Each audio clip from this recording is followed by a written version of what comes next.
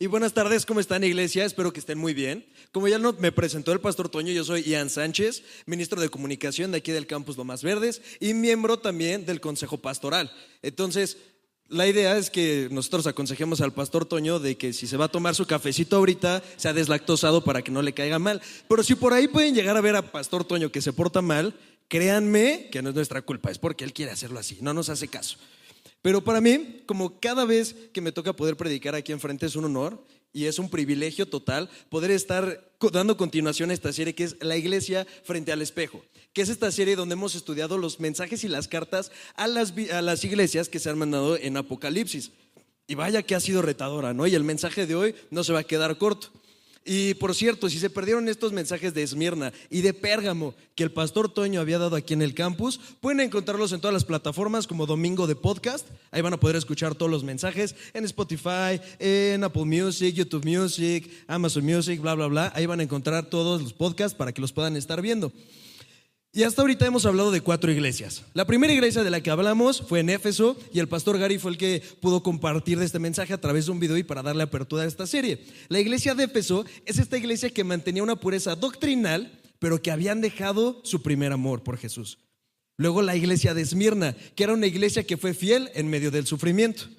Después hablamos de la iglesia de Pérgamo, una iglesia que había aceptado enseñanzas erróneas y que parecían más una secta que hacía actos que no eran de agrado al Señor.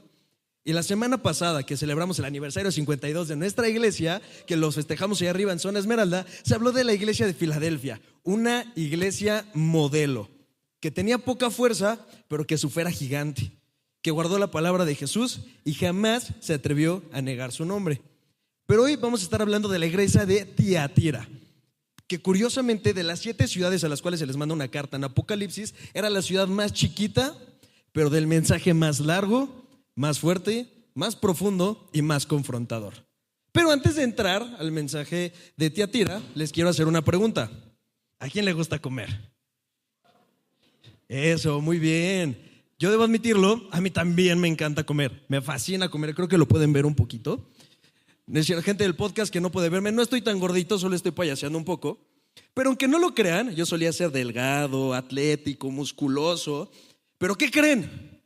Que he sido engañado toda mi vida. Y aquí es donde ustedes tienen que hacer. Vamos a hacerlo otra vez. ¿Pero qué creen? Que he sido engañado toda mi vida. Y les va un pequeño chismecito, por si no se lo sabían. Y si ya se lo sabían, de lujo, y si no, se van a venir a enterar de que fueron engañados toda su vida también. ¡Eso! ¿Alguien reconoce esto que está en proyección? ¿Me pueden ayudar, porfis? ¿Alguien reconoce eso? Es la pirámide nutricional que nos han enseñado de chiquito, que venía en las cajas de cereal, en las bolsas de pan, etcétera, etcétera. Pues, ¿qué creen? Que ese es el engaño. ¡Eso! Pues esta pirámide nutricional, y no específicamente esta, sino la pirámide original, fue desarrollada por la doctora Louise Light como petición de la USDA. La USDA es el Departamento de Agricultura de los Estados Unidos, pero no desarrolló esta en particular. La pirámide que la doctora Light desarrolló era donde en toda la base había verduras, hortalizas, incluyendo carne, huevos, pescado y frutos secos. O sea, el alimento fundamental y el más importante.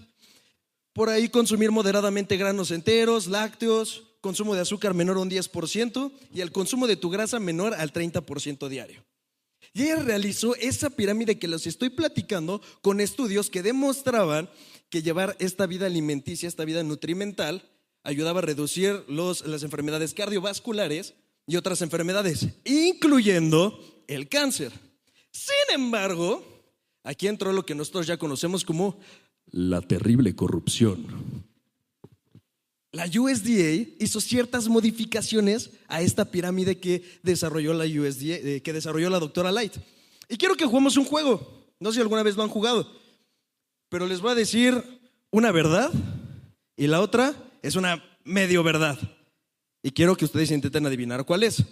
La primera razón por la cual la USDA decidió hacer pequeñas modificaciones a la pirámide de la doctora Light es que porque habían hecho un análisis a la cesta de la compra y el impacto en el bolsillo que tenían en los ciudadanos. O sea, habían hecho el análisis de qué tanto le iba a afectar en la economía de los ciudadanos esta pirámide que había desarrollado la doctora Light. y por eso hicieron modificaciones. Espero que ya sepan cuál es la medio verdad. Y número 2, la verdad es que más que ayudar a la población, el gobierno destinaba millones a la subvención de los productos agrarios que acababan siendo refinados de la harina y del aceite para llenar todos los estantes del supermercado. O sea, el gobierno tenía millones y tenía el interés en la producción masiva del cereal. Ya saben cuál es la verdadera razón y cuál es la medio verdadera, ¿no?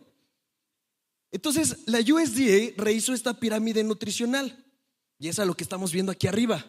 Si se dan cuenta, el consumo más importante ahora era el pan, era el cereal. ¿Por qué? Justificado en que las frutas y las verduras eran mucho más caros. Lo cual es curioso porque el mismo gobierno es el que hace la subvención de todo eso para decir cuál es el producto que va a tener ese precio o va a establecer los precios que mejor le convienen. Y esto trajo como resultado vivir con esta pirámide nutrimental durante tantos años, obesidad, diabetes, etcétera, etcétera, etcétera. Hasta yo me lo llegué a creer.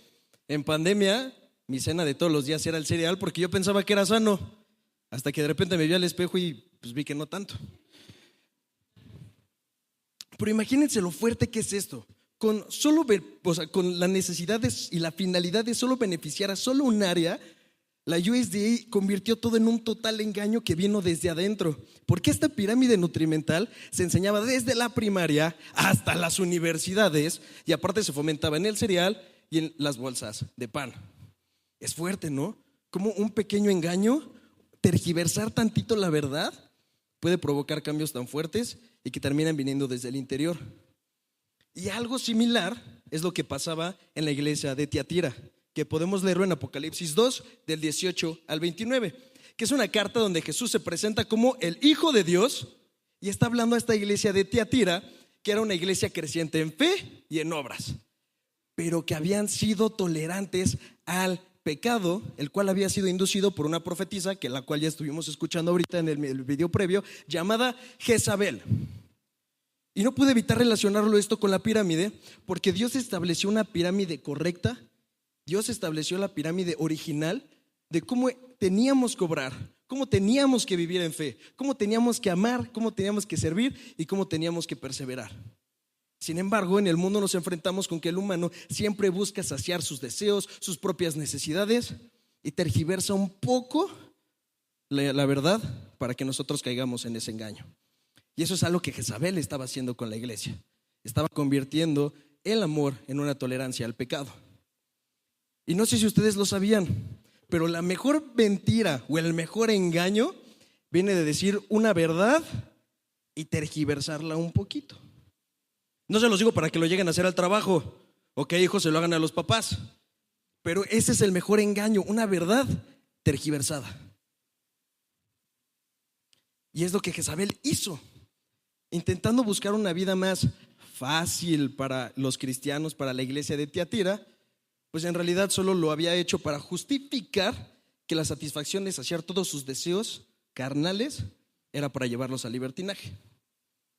Entonces, para entender todo esto, y como si les gustan las redes sociales es necesario para todo chismecito, necesitamos el contexto de la iglesia de Tiatira. Y ese es el primer punto de este mensaje. Primer punto, características de Tiatira.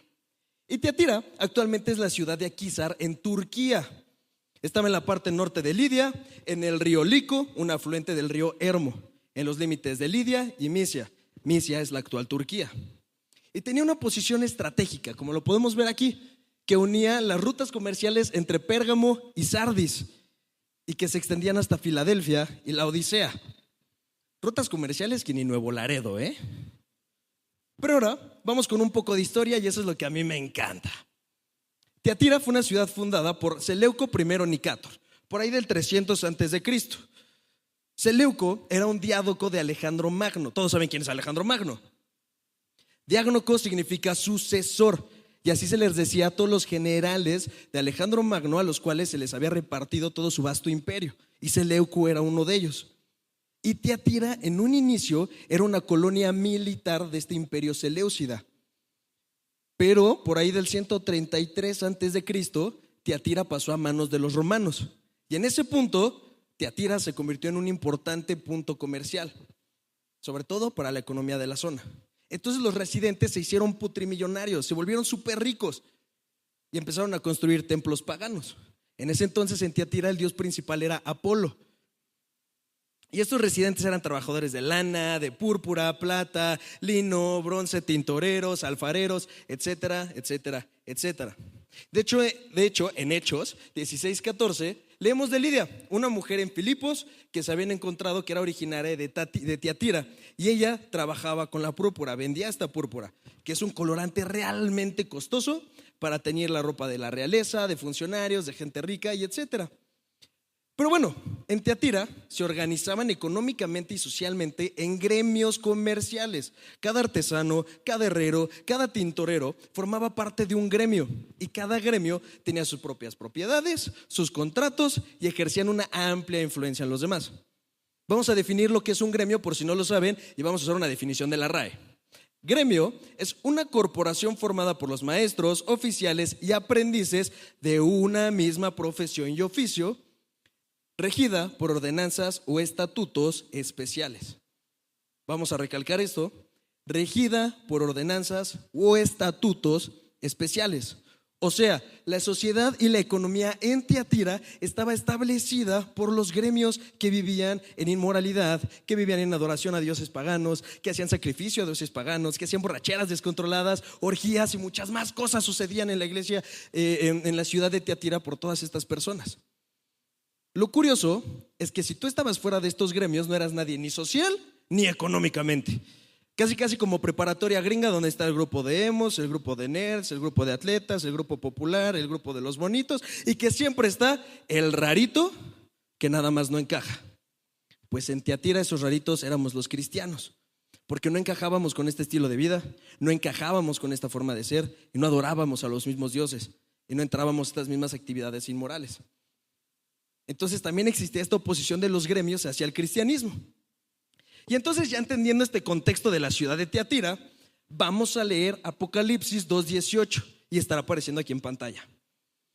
Escribe el ángel de la iglesia de Tiatira: esto dice el Hijo de Dios, el que tiene ojos que resplandecen como llamas y pies que parecen bronce al rojo vivo.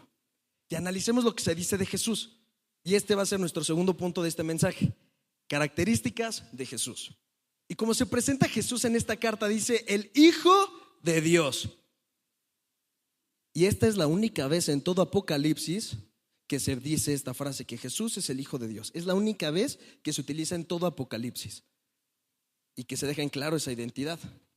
En las demás cartas dice: el que tiene las 7 estrellas en su mano derecha y pasea en medio de los 7 candelabros de oro, el primero y el último, que murió y volvió a vivir, el de la aguda espada de 2 filos, etcétera, etcétera, etcétera. Y solo aquí se dice y se resalta el Hijo de Dios. ¿Y por qué creen que había necesidad de marcar todo eso? Bueno, ya lo platicamos en el contexto. Apolo era el dios principal en la ciudad de Tiatira. Apolo es el dios del sol y la luz, la música, la poesía y la profecía y la curación. Hijo del supuesto supremo dios Zeus. Y además había muchos más dioses, hijos de otros dioses. Entonces, por eso el decir esto dice el Hijo de Dios era marcar la singularidad de Jesús, que era el unigénito de Dios. O sea, es una identidad absoluta, su autoridad divina.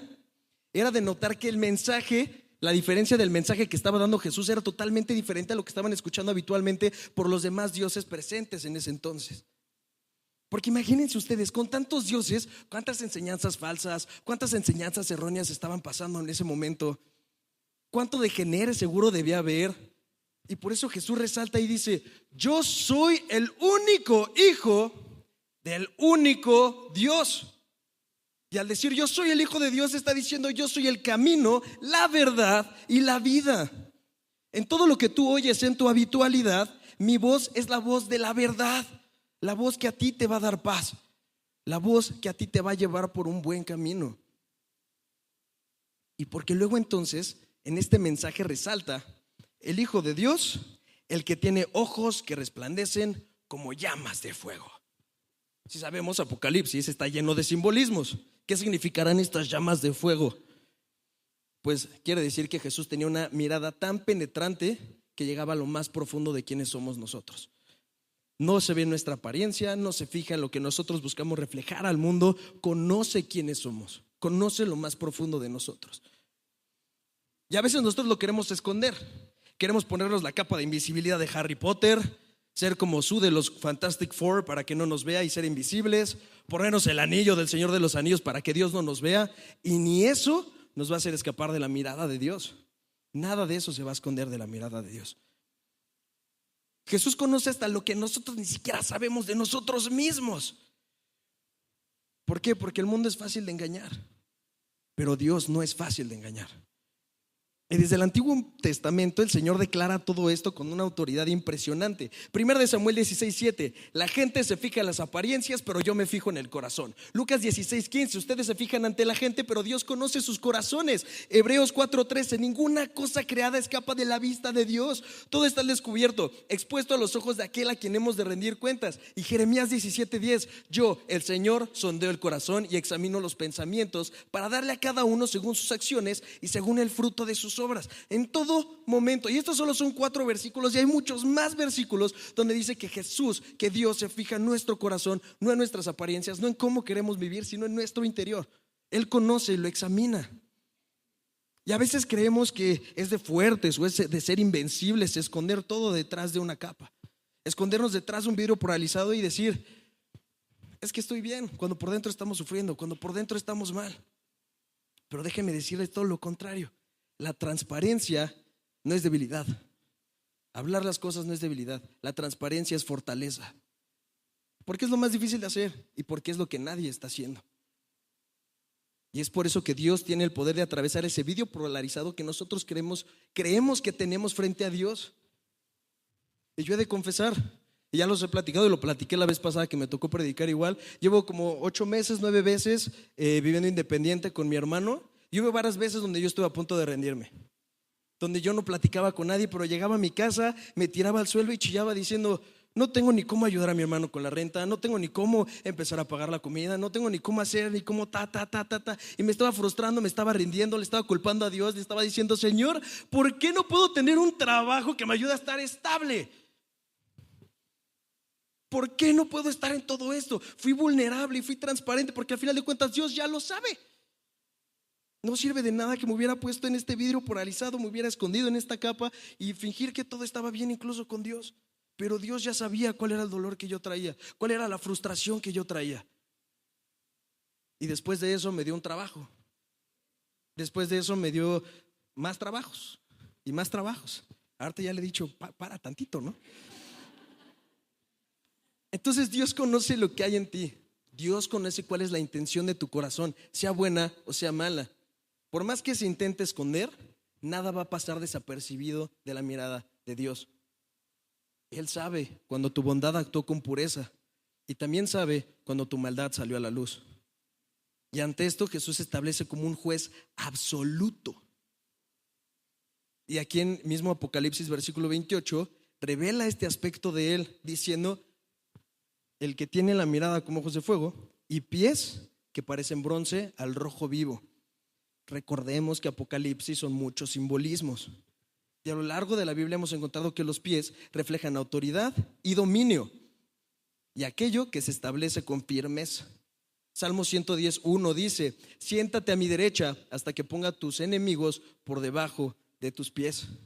Esto quiere decir que Jesús ve tu interior, pero no se va a quedar sentado sin hacer nada. Va a pisar firme y va a ser un juez firme y amoroso, pero va a pisar firme con autoridad. Por eso se usa también la imagen del bronce, pies de bronce al rojo vivo, que en la Biblia el bronce figura como un juicio. Lo vemos desde que el altar de bronce es el que se utiliza para toda la redención de pecados, la serpiente de bronce, Números 21, que es cuando Dios mandó a levantar una serpiente de bronce porque el pueblo de Israel había pecado hablando mal contra Dios y hablando mal contra Moisés. Como resultado de esto, Dios mandó serpientes venenosas, pero también les dio la salida de decir, el que vea esa serpiente de bronce con fe no va a morir por esa mordida venenosa. ¿Y qué podemos ver con esto? Que sí, Dios es un juez que tiene el poder y la autoridad final, pero tiene ese poder también de transformarlo todo lo que su mirada percibe. ¿Y qué creen? Que su mirada lo percibe todo. Entonces, cuando leemos que Dios es un juez, no es algo de lo que nosotros tenemos que sentirnos amenazados. No es una amenaza, no es imponer miedo, es todo lo contrario. Es el aviso de un corazón que no va a pasar por alto la ofensa, porque justo no ha dejado de amar. Pero que precisamente por ese amor va a generar un cambio real en nosotros. Y ahora, una vez que ya entendimos este carácter de Jesús con estas dos cosas, que es un juez firme y que tiene una mirada que penetra lo más profundo de lo que somos, vamos a leer ahora sí el mensaje que tenía para la iglesia de Tiatira. Y vamos a leer Apocalipsis 2:19, que tiene que estar apareciendo en pantalla. Conozco tus obras, tu amor, fe, servicio y perseverancia. Además, sé que tus últimas obras son más abundantes que las primeras. Algo que podemos entender es que Tiatira era una iglesia en avivamiento, era una iglesia que estaba en su peak, estaba en su prime.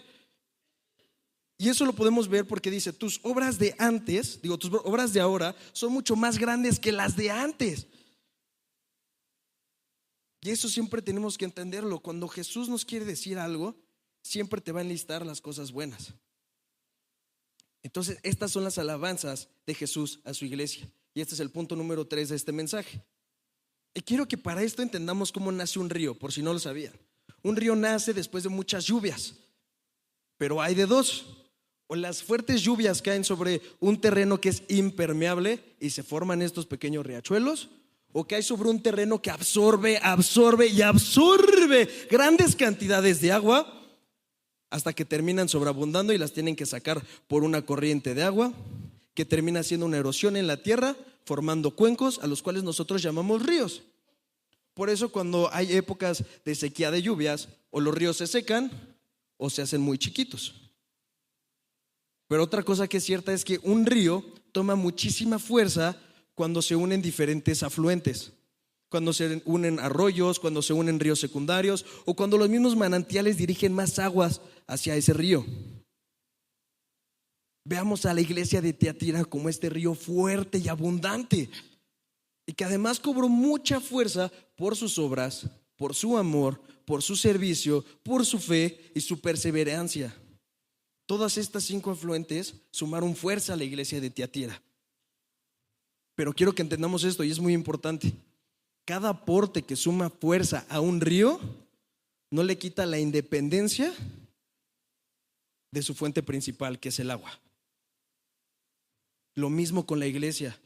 Podemos ser una iglesia viva, una iglesia que actúa, una iglesia que ama, una iglesia que sirve, una iglesia que persevera y una iglesia que está en fe.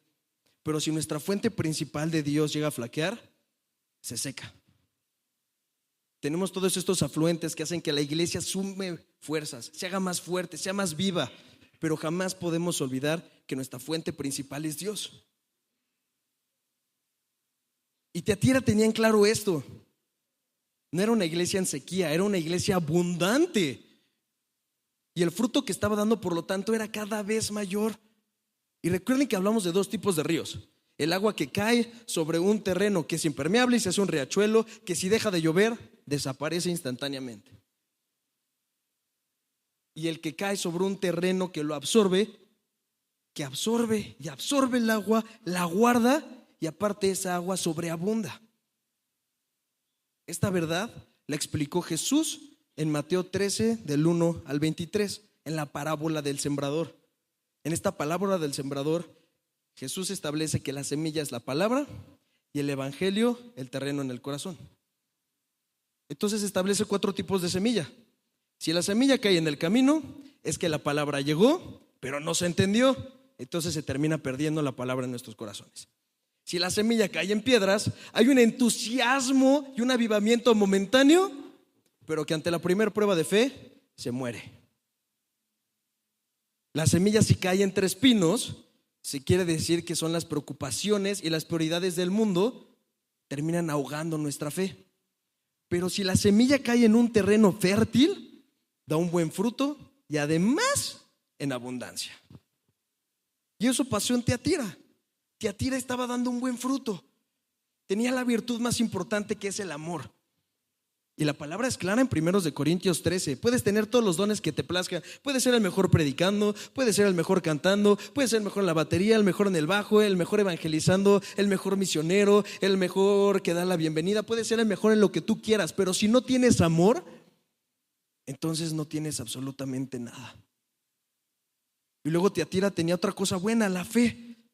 Y la fe es la firme convicción de que Jesús es el Hijo de Dios y su sacrificio trajo el perdón de pecados y la adopción de nosotros como hijos de Dios.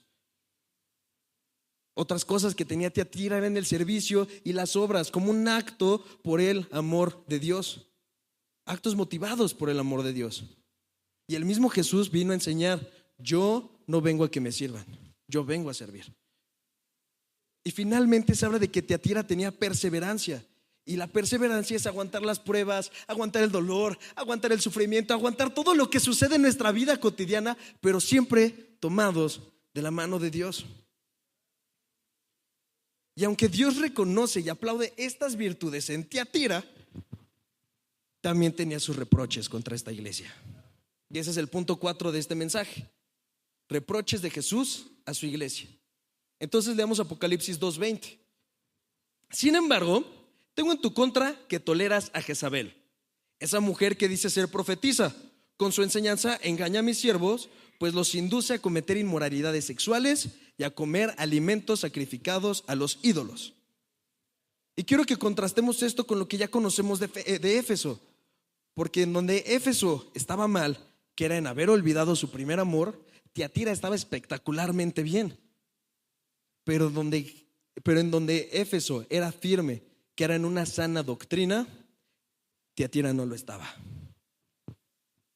Y quiero que regresemos tantito al ejemplo del río que teníamos. E imagínenselo, un río súper fuerte, súper abundante, que a la vista es la cosa más hermosa que hemos visto. Pero llega el dueño de una fábrica y dice: este río está chido, está fuerte, buen flujo. Aquí puedo venir a sacar todos los desechos tóxicos de mi empresa y que se los lleve lejos de donde nosotros estamos. Si se dan cuenta, el dueño no buscó secar el río, no buscó poner presas, se aprovechó del flujo fuerte que tenía ese río y lo terminó contaminando. Algo así fue lo que hizo Jezabel. Jezabel no llegó a negarle a Dios a la iglesia de Tiatira. Jezabel no llegó a detener la obra que Dios estaba haciendo a través de la iglesia de Tiatira. Jezabel se aprovechó del amor de la iglesia de Tiatira para que fueran tolerantes al pecado que estaba viendo. Y recordemos que esta presentación de Jezabel que leemos en Apocalipsis puede tener varias interpretaciones y vamos a cerrarlo en 3. La primera: había genuinamente una mujer llamada Jezabel que estaba haciendo malas enseñanzas. 2, una profetisa de nombre X, pero siendo Jezabel la mujer del Antiguo Testamento, el nombre de referencia a su maldad. Y número 3, ninguna mujer en particular, pero la idea de lo que Jezabel representa, de que no importa qué es lo que nosotros debamos hacer para conseguir nuestras metas, vamos a entrarle a todo y de todo para conseguir eso que buscamos. Dejarnos llevar por la lujuria, el descontrol y el libertinaje. Pero ¿quién es esta Jezabel del Antiguo Testamento? Podemos leer de ella desde Primera de Reyes 16:31, donde se le introduce como la esposa de Acab, pero una adoradora de Baal. Acab era rey de Israel, que eso quede claro. Jezabel apoyaba 450 profetas de Baal y 400 profetas de Aserá, e incitaba a Israel a practicar prácticas inmorales de adoración como estas: la inmoralidad sexual, prostitución ritual, orgías religiosas, autoflagelación, danzas frenéticas, gritos, pérdida del control corporal y otros estados alterados de conciencia. Esta mujer provocó un Royal Rumble entre los 450 profetas de Baal y Elías. Spoiler: Dios se ganó el cinturón de esa batalla. Jezabel es la mujer que con sucias artimañas consiguió que su esposito y rey Acab consiguiera la viña que tanto envidiaba de Nacob, testificando falsamente en contra de Nacob para que lo apedrearan y se lo echaran. Ni siquiera en México se pelean así por los terrenos. O sea, Jezabel era una señora despiadada, horrible, horrorosa, inmoral y seductora. Pero ¿qué pasaba en Tiatira? Recordemos el contexto. Para entrar al mundo comercial tenías que formar parte de un gremio, si no, no entrabas. Pero estos gremios hacían todas estas prácticas inmorales de sacrificios y cosas raras para adoración de Apolo y de los otros dioses. Y es aquí entonces donde entra el espíritu de Jezabel guiando a la iglesia de Tiatira para participar en todo esto y que pudieran formar de ese mundo que aparentemente era esencial, que aparentemente era necesario y que sin ese entrar a ese mundo, en ese mundo de los gremios, no ibas a hacer nada, recuérdalo, ni económica ni socialmente. Y eso pasaba en la iglesia de Tiatira, pero lo triste es que Jezabel sigue estando, ese espíritu de Jezabel sigue estando presente en la actualidad. Y lo más feo es que todavía con mayor fuerza y con mayor ruido. Y seguro han escuchado este tipo de cosas. Vamos a escuchar estas frases. Dios es amor. Entonces, Él apoya que podemos amar a quien queramos. Puedo un hombre amar a otro hombre, un hombre amar a otra mujer, bla, bla, bla. Dios no es hombre ni mujer. Entonces, si Dios no tiene género, yo tampoco tengo género. Dios lo perdona todo. Entonces puedo seguir haciendo de las mías con mi pareja, engañar a mi esposa, vida de borrachera, doble vida, etcétera, etcétera, etcétera. Al final Dios lo perdona. Yo tengo mis amuletos para el mal de ojo, me hago mis limpias con mi huevo, voy cargando mi limoncito aquí en mi bolsillo. Al final, esto no tiene nada que ver contra Dios, no lucha contra Él. Si apareció esta oportunidad ahora, aunque tenga que hacer algo ilícito, es una oportunidad que Dios puso en mi vida, entonces la tengo que hacer. O ahorita en mi necesidad laboral, donde no encuentro trabajo, estoy frustrado, estoy cansado, Dios me pone este trabajo, aunque sea una labor inmoral, pues Dios la puso, entonces la voy a tomar. Bla, bla, bla, bla, bla. Y muchas otras cosas más. ¿Recuerdan cuando les dije que el mejor engaño venía de una verdad tergiversada? Todas estas frases vienen derivado de eso. Y aquí yo les voy a contar algo y voy a ser honesto. Me entretengo mucho cuando estoy haciendo mi desayunito o mientras me estoy bañando. Me pongo a buscar debate cristiano contra ateo, o pastor debatiendo contra estudiantes agnósticos, cristiano contra transgénero, o visitando una iglesia donde se dice que la doctrina es rara. Y me he encontrado con una santa cantidad de barbaries, pero tremendas. Y debates donde he visto, y no es broma, un pastor cristiano debatiendo con sacerdotes, padres y pastores que se autodeclaran homosexuales, que se declaran transgénero o que se dicen ser no binarios. ¿Qué es lo que vemos aquí? Es que aprovechan el amor de Dios para descontextualizar su palabra. Y todos estos pastores, sacerdotes, padres que se autodenominan homosexuales, transgénero, no binarios, terminan utilizando cualquier cosa para jalar a más personas a su secta o a sus cosas raras. Pero uno de los peores que he visto, una iglesia en Estados Unidos donde una mujer pastora dice: en esta iglesia predicamos del amor de Dios, hablamos de Dios, pero aquí no existe el pecado. Aquí en esta iglesia, en estas 4 paredes, hablamos del amor de Dios, pero aquí el pecado no existe. Aquí no hablamos de pecado. Y aquí es donde uno se pone a pensar y está gacho. ¿Cuántas personas han sido engañadas por este tipo de cosas? ¿Cuántas personas han sido jaladas y engañadas por el espíritu de Jezabel y que está presente en la actualidad y que meten la tolerancia y el amor como un permiso para vivir en libertinaje? Regresemos a la ciudad de Tiatira. Tiatira tenía cualidades muy hermosas y muy específicas, las cuales ya hablamos. Pero esas grandes virtudes que tenía Tiatira fueron utilizadas en su contra. Tiatira tenía amor, pero un amor sin verdad se vuelve complicidad al pecado. Tiatira tenía fe, pero una fe sin exclusividad a Dios se vuelve idolatría. Tiatira tenía crecimiento, pero crecimiento sin discernimiento es maldad. Y hay una frase muy real y quiero que es con esta con la que nosotros nos quedemos. Dios ama al pecador, pero odia al pecado. Y lo vimos hace unos minutos con las cualidades de Dios. Ve lo íntimo de nosotros, pero también es un juez que odia al pecado. Es un juez ante todo esto.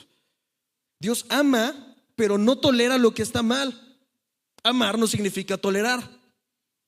Y no podía evitarlo pensar de esta forma: ¿tú amas a tu esposo o amas a tu esposa? ¿Y perdonas que nunca baje la tapa del excusado o que deje pelos en la regadera? o perdonas muchas otras cosas más, pero no vas a tolerar una agresión física o psicológica o una infidelidad. Tú amas a tus hijos y les perdonas que rompan la vasija de tu tatarabuela que lleva generaciones en tu familia, pero no vas a tolerar que no avisen dónde están en la madrugada y que lleguen a la hora que se les antoje y en un estado de ebriedad cada fin de semana. Amar no es tolerar ni ser permisivo. Amar es perdonar, pero también es guiar, corregir y transformar. Y quiero que quede muy claro esto, porque yo también fui un chavo que no avisó en dónde estaba en la madrugada, que sus papás lo recogieron en un estado de ebriedad. Nada óptimo y nada bonito. Pero el no tolerar tampoco iba a significar que mis papás me iban a correr de mi casa, o porque este chamaco salió mal se iban a poner a hacer otro, o que lo iban a terminar regresando y iban a pedir el cambio en la fábrica de niños. Mis papás me castigaron, sí. Me pusieron límites, sí. Me guiaron por mejores pasos, sí. Me quemaron frente a toda la familia en una comida familiar al día siguiente, sí. ¿Todos se acuerdan de eso? Sí. ¿Me siguen molestando con eso? Sí. ¿Por eso volvió a pasar? No. Eso no volvió a pasar. Y por eso el no tolerar es perdonar, guiar y corregir para que pueda haber esa transformación. Eso es lo que Dios hace con nosotros y con cada uno de nosotros. Es un juez firme y amoroso que no tolera el pecado, pero que da la oportunidad de guía y de arrepentimiento. Y ese es nuestro quinto punto de este mensaje: exhortación al arrepentimiento.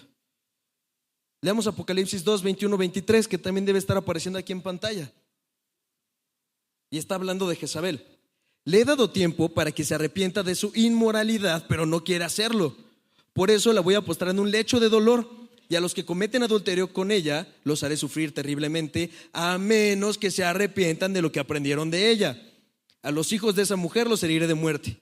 Así sabrán todas las iglesias que yo soy el que escudriña la mente y el corazón, y a cada uno de ustedes los trataré de acuerdo con sus obras. Ya lo platicamos ahorita. Imagina nada más lo terrible que era Jezabel. Ya lo hablamos, ya lo mencionamos, ya lo van a poder leer en Primera de Reyes. Una señora genuinamente espantosa, horrible, horrorosa. Y que si hablamos en serio, humanamente no merece perdón. Y estoy seguro que hasta el mismo Elías se atrevería a decir: ¿neta merece perdón? ¿Neta Jezabel merece otra oportunidad? ¿Neta la vamos a perdonar? Pero donde el merecimiento humano ya no alcanza, la bondad, la gracia y la misericordia de Dios se hacen sobreabundantes. Jesús nos llama al arrepentimiento, a levantarnos, corregir camino y restaurarnos. Te dice: vas muy bien con todo esto, y te lo enlista como con Tiatira. Dice: vas bien en obras, vas bien en amor, vas bien en fe, vas bien en servicio, vas bien en perseverancia. Sigue así, no te rindas, lo estás haciendo excelente. Pero no va a ser la vista gorda de lo que está mal. Y le dice: pero por favor ya no toleres las enseñanzas de Jezabel. Ya no toleres el pecado. Todo lo estás haciendo muy bien, te lo enlista con nombre, pero ya no sigas tolerando las malas enseñanzas. Entonces, en estos versículos que leímos no solo está esta exhortación a arrepentirnos, sino también es el aviso para quien decida no arrepentirse. Y no podía evitar pensar en la parábola del trigo y la cizaña, que está en Mateo 13, 24 al 30, que también debe estar aquí en pantalla. El reino de los cielos es semejante a un hombre que sembró buena semilla en su campo. Pero mientras dormían los trabajadores, vino su enemigo y sembró cizaña entre el trigo y se fue. Cuando el trigo brotó y dio fruto, apareció también la cizaña. Entonces los siervos fueron a preguntarle al dueño del terreno: Señor, ¿acaso no sembraste buena semilla en tu campo? ¿De dónde salió la cizaña? El dueño les dijo: esto lo ha hecho un enemigo. Y los siervos le preguntaron: ¿quieres que vayamos y la arranquemos? Y él respondió: no, porque al arrancar la cizaña también se van a arrancar el trigo. Dejen que crezca lo uno y lo otro hasta la cosecha. Y cuando llegue el momento de cosechar, yo les diré a los segadores que recojan primero la cizaña, la aten y la quemen, y que después guarden el trigo en mi granero. Cuando el trigo y la cizaña crecen, son muy similares. No sé si está la imagen, ¿me pueden ayudar? Son idénticos. Se parecen muchísimo el trigo y la cizaña. pero hay dos grandes y fuertes diferencias. La primera es que el trigo tiene fruto en su interior. La cizaña es vacía, la cizaña no tiene nada. Es decir, la iglesia produce fruto. La iglesia hace grandes acciones. La iglesia que vive en amor, que vive en fe, que vive en perseverancia, hace grandes obras, goza de estas virtudes y cosecha buen fruto. Pero llega el enemigo Satanás y mete agentes de mal como Jezabel para sembrar falsas enseñanzas que no van a llevar a ningún fruto y que, aparte, lo malo, se van a mezclar entre la buena cosecha. Pero la segunda diferencia, y cómo me encanta esta diferencia, es que el trigo, por el fruto que tiene adentro, crece inclinado, crece postrado, crece sumiso. La cizaña que no tiene fruto crece erguida y crece orgullosa, crece derecha. Y por eso Dios nos da esta oportunidad de crecer y de avanzar y de arrepentirnos. Pero para poder hacer eso debemos rendirnos a nosotros mismos, postrarnos, negarnos, cargar nuestra cruz, y entonces vamos a poder dar estos frutos que Dios quiere que nosotros demos. Pero tenemos que crecer humillados, tenemos que crecer humildes. Como dice en Salmo 1:3, es como el árbol plantado a la orilla de un río. Y ya hablamos de este río fuerte y abundante. Pero aquel que se postra, se rinde, se niega a sí mismo, se rinde, es como el árbol plantado a la orilla de un río, que cuando llega su tiempo da fruto y sus hojas jamás se marchitan. Todo cuanto hace prospera. Pero quien no se arrepiente, quien se mantiene orgulloso con sus acciones, no obtendrá fruto de su trabajo y de sus obras.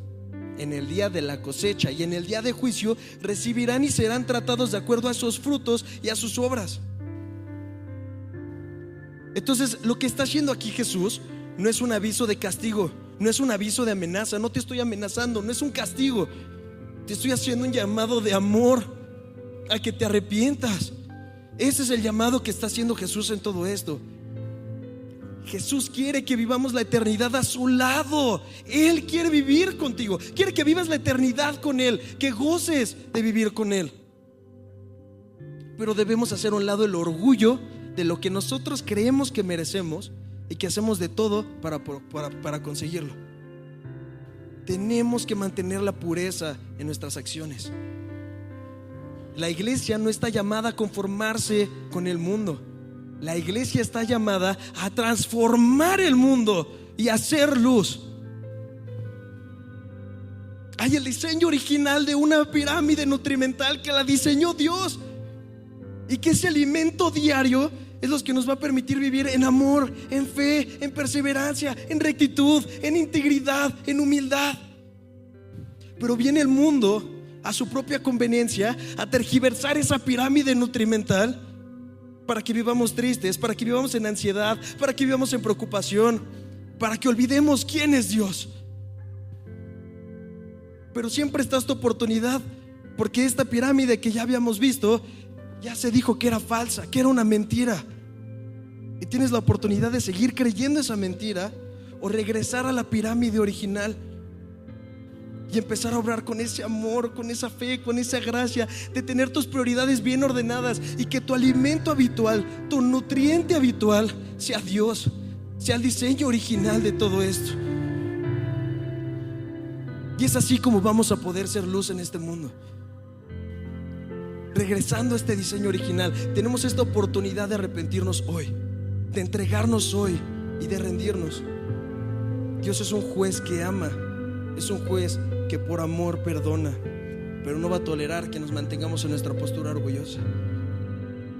Y quiero que oremos con eso y le digamos: Padre, gracias, Señor, primero que nada, porque hoy gozamos de una iglesia, gozamos en un país donde podemos escuchar tu palabra, proclamar tu palabra, alabar tu nombre, y sin ser perseguidos como en otros lados, como en otras iglesias, Señor. Pero Padre amado, vivimos en una sociedad donde el espíritu de Jezabel está al acecho, donde el espíritu de una verdad tergiversada nos está atacando, nos está confundiendo, nos está hiriendo, Señor.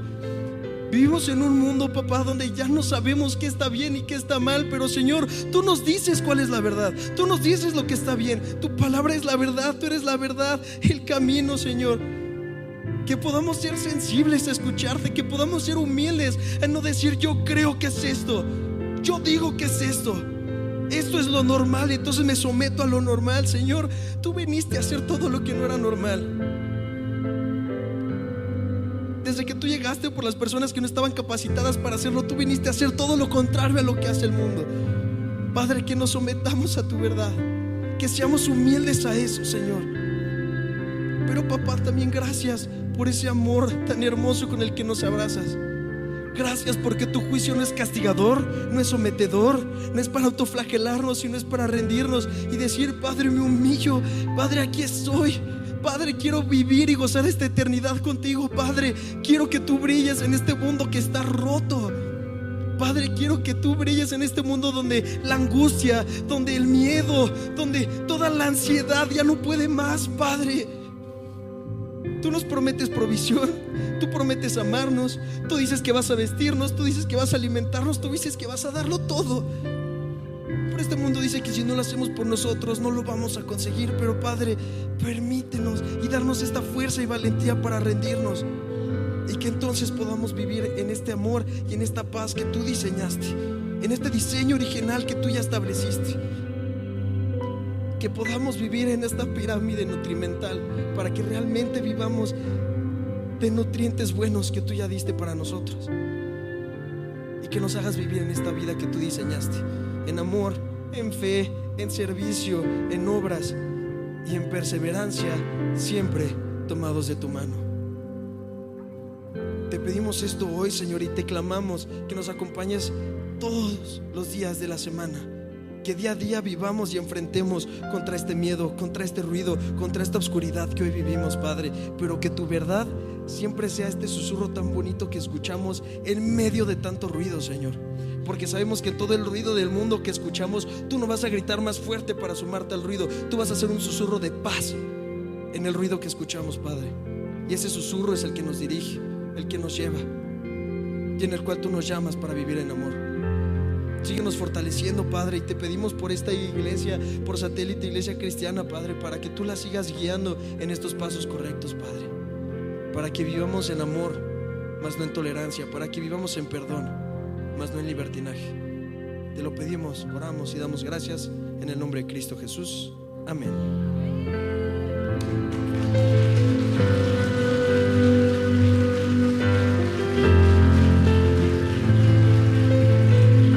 Terminar con una promesa que le hace Jesús a la iglesia de Tiatira. Puedes tomar tu lugar. Y esta es una promesa para ti y para mí también. Fíjate lo que dice la Biblia: pero también tengo un mensaje para el resto de ustedes en Tiatira. Dile al que está a tu lado: ese soy yo, me está hablando a mí. Te conviene, es la promesa de Jesús. Dice: los que no han seguido la falsa enseñanza, no solo les pediré nada más, solo que retengan con firmeza lo que tienen hasta que yo venga. A todos los que salgan vencedores y me obedezcan hasta el final. A ver, di conmigo: firmeza. Firmeza, ¿ok? Recuerden esa palabra en su corazón. Les daré autoridad sobre todas las naciones. Gobernarán las naciones con vara de hierro y las harán pedazos como si fueran ollas de barro. Este versículo está raro. ¿Cómo que autoridad sobre las naciones? Y tú puedes ponerte a pensar como que eso no ha pasado. Y algunos teólogos dicen que eso va a pasar en el milenio, cuando Cristo esté gobernando este mundo en la Nueva Jerusalén. Es una de las posturas junto con nosotros, y creo que eso también es real, pero también creo que ya se empezó a cumplir desde que Jesús resucitó. Ahora, ¿cómo lo sé? Primero, no quiero que nos confundamos y que digamos, entonces los cristianos tenemos que hacer un ejército y vámonos a la guerra como en las cruzadas, que se hicieron ejércitos en nombre de Dios y mataron gente en nombre de Dios. De eso no se trata. Esto es algo espiritual. Lo que sucede en la iglesia es por el poder del Espíritu. Ahora, vivimos en una época en la que la iglesia ya lleva mucho tiempo y podría parecer que no estamos impactando como creemos, pero es que si nos fuéramos al pasado, cuando la iglesia acababa de surgir, créeme que te darías cuenta que la iglesia ha hecho un impacto profundo en nuestro mundo, de nuestras leyes, de la manera en que vivimos. ¿Tú sabías que los que empezaron a defender a los esclavos eran cristianos? Que los que abolieron la esclavitud eran cristianos. ¿Sabías eso o no? Ahora lo vemos como algo normal, pero hubo gente que tuvo que dar su vida y que era creyente en Jesús y que dijeron, no, a ver, Jesús hizo a todos libres y no puede haber esclavos. Fueron cristianos. ¿Tú sabías que las universidades más importantes del mundo las fundaron cristianos? Y la fundaron iglesias y misioneros, y ahora son universidades ateas. Pero si rascaran tantito en la historia de las universidades, se darían cuenta que la fundó la iglesia. La iglesia ha hecho un tremendo impacto en este mundo. No nos dejemos engañar y creamos que no es así. Ahora, yo creo que la promesa de Jesús, tomando en contexto todo lo que predicó Ian, quiere decir esto: mantente firme de todas las filosofías del mundo que te van a presionar. ¿Alguien se ha sentido presionado alguna vez? ¿Sí? Por su fe, con otros pensamientos, otras filosofías. Yo recuerdo que el momento en el que más me sentí presionado fue cuando iba en la preparatoria. La universidad no, porque estudié el seminario, entonces pues todos eran cristianos, pero en la prepa fue un proceso largo, de 3 años dura la prepa, creo, ¿no? En el que los maestros, mis compañeros, había presión constante todo el tiempo. Y seguramente si tú estás ahora en la universidad, te pasa que tienes algún maestro que te trata como tonto porque eres cristiano, y hay presión todo el tiempo y hay cuestionamiento todo el tiempo, y tú tienes que aguantar, ser firme. Eso es lo que nos está diciendo este pasaje. Va a haber otras pirámides como predicó Ian, pero tú tienes que ser firme, iglesia. Y fíjate entonces lo que va a suceder después de que tú aguantes la presión, de que tú mantengas firme la enseñanza, de que te mantengas firme. Entonces dice que va a haber autoridad. ¿Les ha pasado que después de la presión ustedes aguantaron, y esos que los presionaban ahora les preguntan, ¿por qué tú tienes plenitud? Oye, ¿y por qué tú eres feliz? Oye, ¿y por qué tú tienes gozo? Oye, ¿y por qué tú tienes una familia unida? Oye, ¿y por qué tú no estás deprimido y ansioso como yo? ¿Les ha pasado alguna vez? Sí, porque cuando aguantas y resistes, Dios da fruto en tu vida. Entonces la gente puede ver y decir, ay, creo que lo de Jesús sí funciona, creo que lo de la Biblia es real, Él vive mejor que yo, Él vive más feliz. Ahora, si eres el más amargado del trabajo, pues ni les digas que eres cristiano, Si no, van a decir, yo ni quiero ser cristiano, ves, está más amargado que todos, es el más tranza de la oficina y es cristiano. Mejor cállate, no digas nada. Pero si tú estás resistiendo y siendo luz, la gente va a decir, yo quiero lo que él tiene, yo quiero lo que ella tiene. A eso se refiere este pasaje. Eso es lo que se refiere este pasaje. Les daré autoridad sobre las naciones, sobre los reyes. Van a decir, ¿de dónde son tan sabios? ¿De dónde tienen paz? ¿De dónde tienen tranquilidad? ¿De dónde? ¿Quién se las da? Jesús. Así que resiste, iglesia, resiste la presión. Y la última promesa es, también tendrán la misma autoridad que yo recibí de mi Padre, y también les daré la estrella de la mañana. ¿Quién es la estrella de la mañana? Jesús. Así que el mundo te va a ofrecer un montón de cosas. Ahorita hablamos de un ejemplo de esa pirámide. Ahí está Satanás todo el tiempo ofreciéndonos cosas, y esto te va a dar plenitud. Y si haces esto si tienes relaciones abiertas, te va a dar plenitud. Y ahí andan inventando, ¿verdad?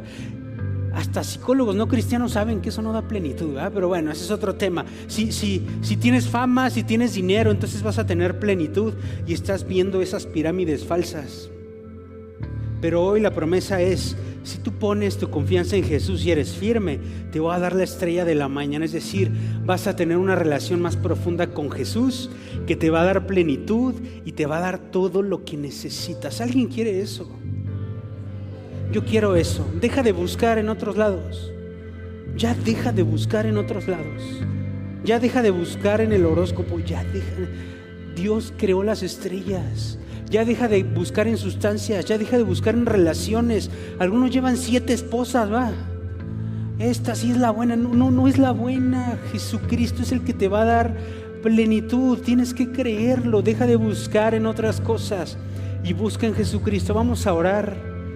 Y vamos a decirle a Jesús, yo voy a resistir la presión. Señor, Hoy decidimos dejar de creer las mentiras y creer en que si confiamos en ti, resistimos, la estrella de la mañana nos va a ser entregada, es decir, Jesucristo nos va a ser revelado. Hay personas aquí que necesitan que Jesús se les revele. Resiste en lo que Él dice, resiste en lo que su palabra dice, no te desvíes y Jesús se te va a revelar. En eso creemos. Señor, hoy entendemos que la plenitud viene de creer que tú eres hijo de Dios y obedecer lo que eso significa. Y eso es lo que queremos hacer hoy. Oramos en el nombre de Jesús. Amén.